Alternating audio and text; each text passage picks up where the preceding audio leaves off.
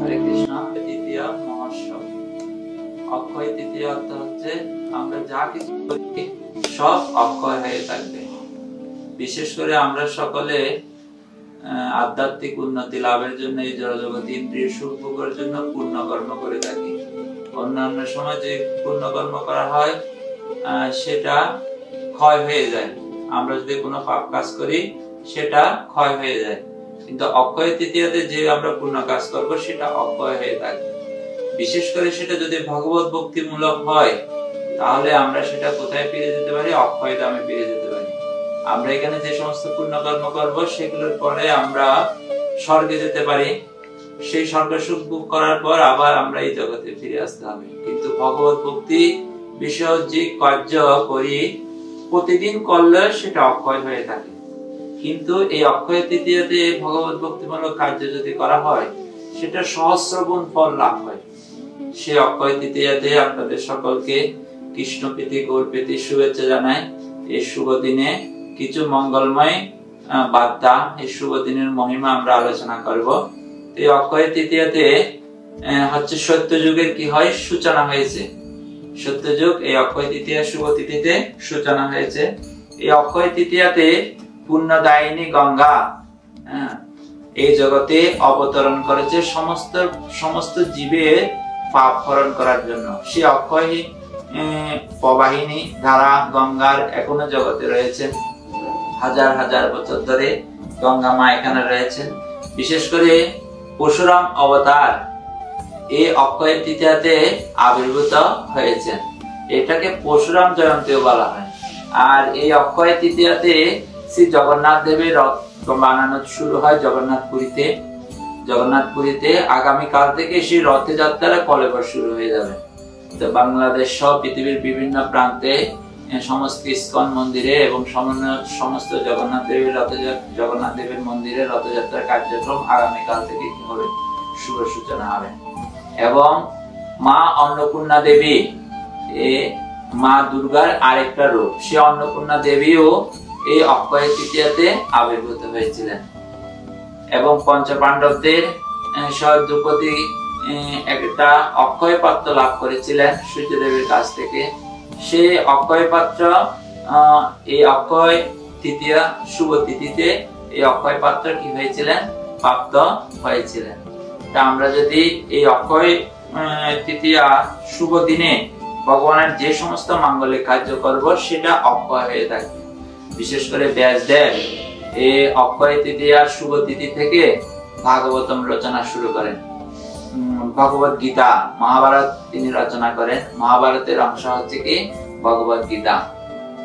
যে ভগবত গীতা আমাদেরকে বৈদিক শাস্ত্রের সার, এই জড়জগতের বন্ধন থেকে মুক্ত করে, সেই মহাভারতের অমৃত কথা, ভাগবতমের অমৃত কথা আমাদেরকে ভগবানের নিত্য আলয়ে নিয়ে যেতে পারে। সেটা ব্যাসদেব এই অক্ষয় তৃতীয়াতে তিনি কি করেছিলেন? শুরু করেছিলেন। তো বিশেষ করে এই অক্ষয় তৃতীয়াতে কেউ যদি কি করেন? ভগবানের যে কোনো তপস্যা করেন। মহাদেবও কি করেছিলেন? এই অক্ষয় তৃতীয়াতে তপস্যায় সন্তুষ্ট হয়ে যক্ষরাজ কুবেরকে কি করেছিলেন? অপরিসীম সম্পদ দান করেছিলেন। সমস্ত দেবতারা এই অক্ষয় তৃতীয়াতে যা তপস্যা করে সেটা বিশেষ কৃপা দান করেন। ভগবান অত্যন্ত প্রসন্ন হন এবং যা কিছু আমরা কার্য করব সেটা অক্ষয় হয়ে থাকবে। তো শ্রীমতী রাধারানীর প্রকাশ হচ্ছে গদাধর পণ্ডিত। ভগবান শ্রীকৃষ্ণ এই দ্বারধামে আবির্ভূত হওয়ার পর 5000 বছর আগে আবির্ভূত হয়েছিলেন তার পার্ষদ বর্গ, পরিকর বর্গ সহ। কিন্তু ভগবান এই দ্বারধাম থেকে চলে যাওয়ার পরে কালের প্রেক্ষাপটে সে ভগবানের দিব্য আবির্ভাব স্থানগুলো লুপ্ত হয়ে যান। ভগবান ভগবত গীতায় বলছেন, জন্ম কর্ম চমে দিব্যম এবং যুবেতি তত্ত্ব ত্যক্তা দেহ পুনর্জন্ম নৈতি মামেতি সর্জনা।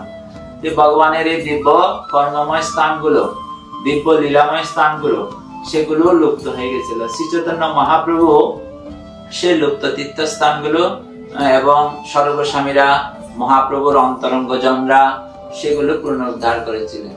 কিন্তু স্বয়ং কৃষ্ণ চৈতন্য মহাপ্রভু রূপে আবির্ভূত হয়ে তার সব পার্ষদ বর্গদের নিয়ে তিনি আবির্ভূত হয়েছিলেন 500 বছর পূর্বে।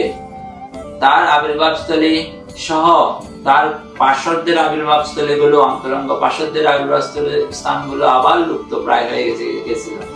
আন্তর্জাতিক কৃষ্ণ ভাবনামৃত সংঘের প্রতিষ্ঠাতা আচার্য জগৎগুরু ছিল প্রভুপাদ।